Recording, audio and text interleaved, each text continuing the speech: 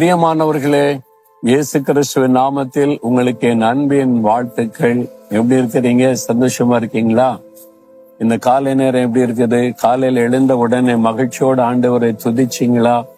ஆண்டவரோட பேசினீங்களா? ஆண்டவரே, இந்த நாளுக்காக ஸ்தோத்திரம். இந்த புதிய நாளை தந்த தேவனுக்கு நன்றி.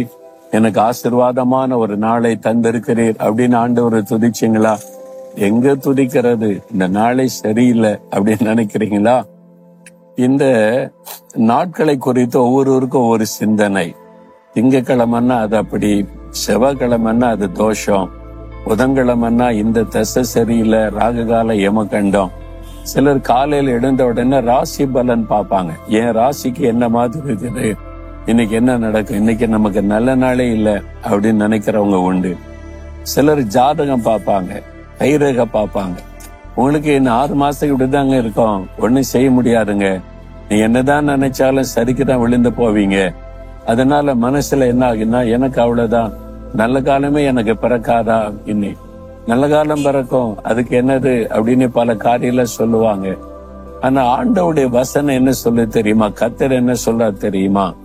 வேதத்துல நீங்கள் பார்க்கும்போது 118 சங்கீதம் 24 வசனத்துல, இது கர்த்தர் உண்டு பண்ணின நாள், இதிலே களி கூர்ந்த மகிழ கடுவோம். இன்றைக்கு இந்த நாள், இது என்ன கிழமையா இருக்கட்டும், எந்த நாள், கர்த்தர் உண்டு பண்ணின நாள், களி கூர்ந்த மகிழ கடவோம். இந்த நாள் அது திங்களா இருக்கட்டும், செவ்வாயா இருக்கட்டும், புதனா இருக்கட்டும், வியாழன், வெள்ளி, சனி, ஞாயிறு, எல்லா நாளுமே கர்த்தர் உண்டு பண்ணின நாள். அப்ப ஆண்டவர் நமக்காக இந்த நாளை உண்டாக்கி தந்திருக்கிறார். ஆகவே இந்த நாள்ல மகிழ்ந்து களி கூறுங்கள். எதுக்கு ஆண்டவர் நம்ம இந்த உலகத்துல படைத்து வைத்திருக்கிறார்? என் பிள்ளைங்க மகிழ்ந்து களி கூறணும். அதனால ஆண்டவர் சொல்ல, நீ ஒன்றுக்கு கவலைப்படாதங்க, உனக்கு கவலை பாரமா இருந்தா என்கிட்ட தெரியப்படுத்துங்க, நீங்க சந்தோஷமா இருங்கன்னு ஆண்டவர் சொல்றார். ஆனா துக்கமா இருக்கீங்க, துக்கம் மூஞ்சி வச்சுக்கிட்டு இருக்கிறீங்க, எப்பவுமே சோர்வா இருக்கிறீங்க, இல்லைங்க எனக்கு இந்த நாளே சரியில்லைங்க, என்னைக்குதான் இந்த எனக்கு நல்ல காலம் பிறக்க போது தெரியல நினைக்கீங்களா? இது கர்த்தர் உங்களுக்கு உண்டு பண்ணி கொடுத்த நல்ல நாள் தான்.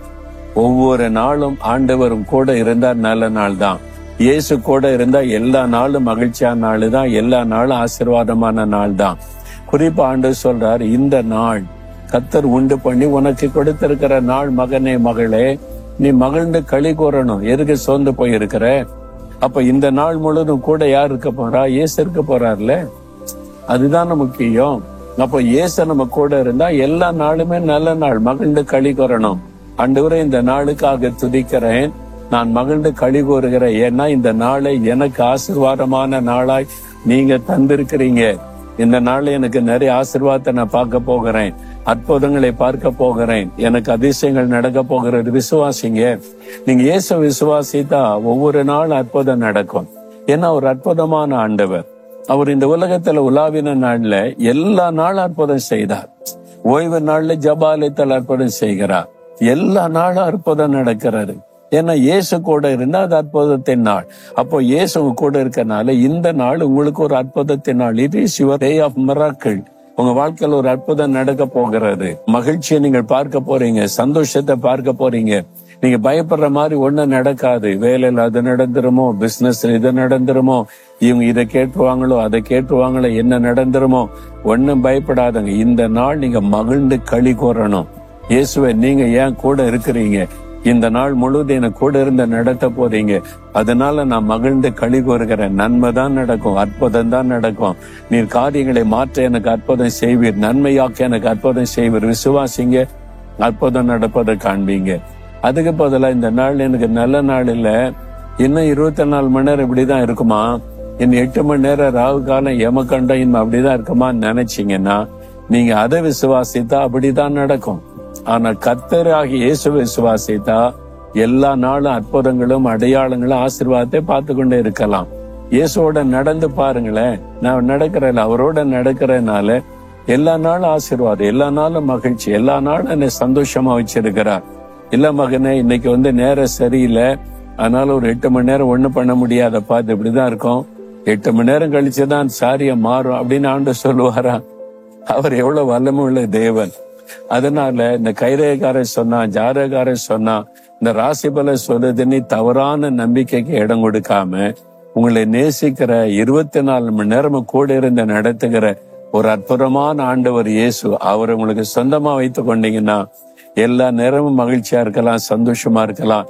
இது கர்த்தர் எனக்கு ஆயத்தப்படுத்தி கொடுத்த மகிழ்ச்சியின் நாள்.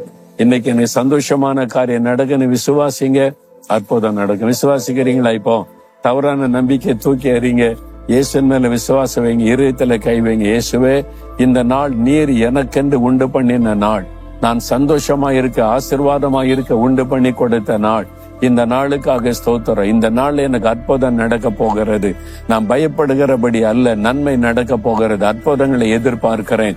நான் இயேசுக்குள்ளே மகிழ்ந்து களி கூறுகிறேன். இயேசுவின் நாமத்தில் ஆமேன், ஆமேன்.